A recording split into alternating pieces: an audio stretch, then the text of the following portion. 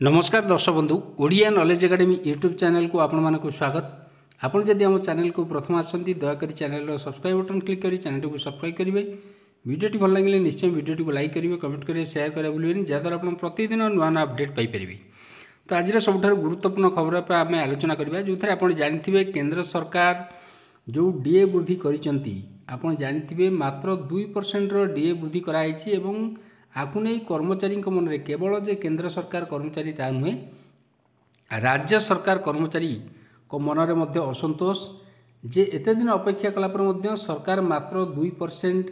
रो DA वृद्धि कले जोटा कि कर्मचारी को निराश करिछि। कहीं एक तो जनवरी एपर्यंत सरकार कैबिनेट अप्रूव करिसेंती कि कोनोसी प्रकार ऑफिशियल नोटिफिकेशन एपर्यंत करिना केबे मिलिबो एटा को आपण मन रखिथिबे जे एटा एप्रिल मास दरमार आपण को मिलिबो एवं जोटा कि जनवरी फेब्रुआरी एवं मार्च 3 मासर आपण को एरियरटा मध्य प्रदान करा जिवो। तो ता सहित आम देखिबा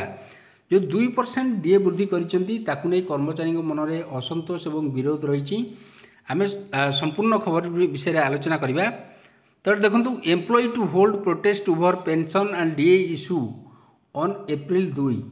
जो कर्मचारी मैंने अच्छा से माने राज्य सरकार कर्मचारी हूँ कि केंद्र सरकार कर्मचारी जो पेंशन इश्यू अच्छी एवं डीए इश्यू अच्छी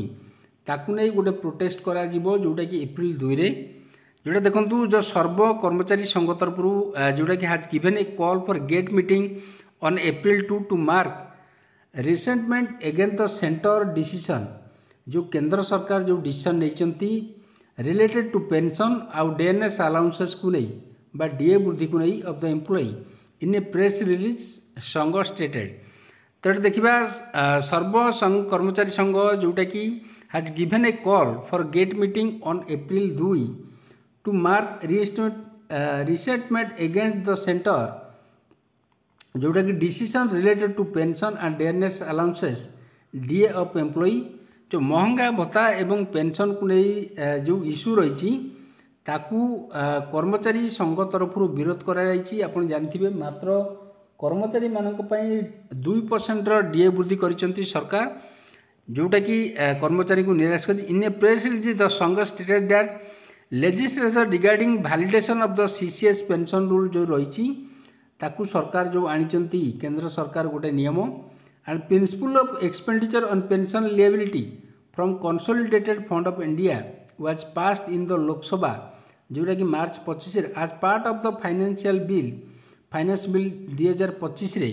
हेटा को पास करिया को आनी according to it employee retiring before December 31 तो जो कर्मचारी माने डिसेंबर 31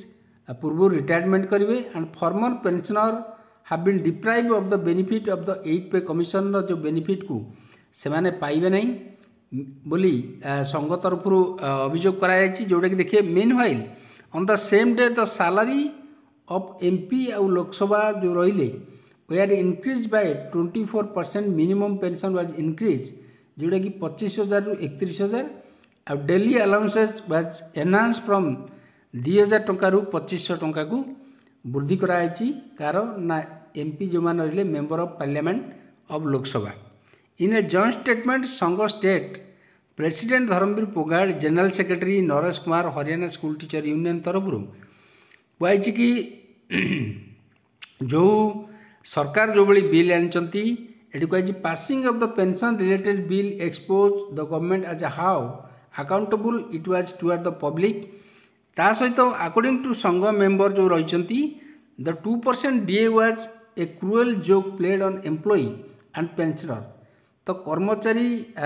एवं जो पेंशनर माने रहिले से गोटे कहीपर गोटे निराशर कथा मात्र 2% जो बड़ी दरदाम वृद्धि मात्र 2% जो डीए वृद्धि करिसेंती सरकार। तो संघ demanded withdrawal of the unified जो पेंशन स्कीम अच्छी ताकू मध्य विड्रॉ करने डिमांड कराई slitted for implementation April 1 restoration of old pension को लागू करने एटी दाबी मध्य कराई। तापर देखिबा संघ जनरल सेक्रेटरी अच्छा कि the state government should give at least 6% DA to its employ and a separate pay commission करने गोटे सेपरेट पे कमिशन करने state should be constitute an interim assistance of 5,000 be given to the employee till then। तो ये कहुई कि गोटे separate गोटे पे commission राज्य मानक करिया उचित। Employee will hold protest gate meeting जोटा कि in their respective department on April 2। A meeting of the state executive will be held on April 6 to decide on further course of action he added. तो ये कहीपर गोटे प्रकार जो केंद्र सरकार को जो डीए वृद्धि को नहीं पेंशन निष्पत्ति को नहीं एटा सरकार को विरोध कर कर्मचारी माने एवं जो कर्मचारी जो डीए वृद्धि होती मात्र 2% वृद्धि को नहीं कर्मचारी मन में गोटे असंतोष रही। तो ये आज गुरुत्वपूर्ण खबर। जदि आपको खबर भल लगे दयाकर निश्चय चैनल को सब्सक्राइब करेंगे, वीडियो को लाइक करेंगे, कमेंट करेंगे, शेयर करेंगे भूलें। धन्यवाद।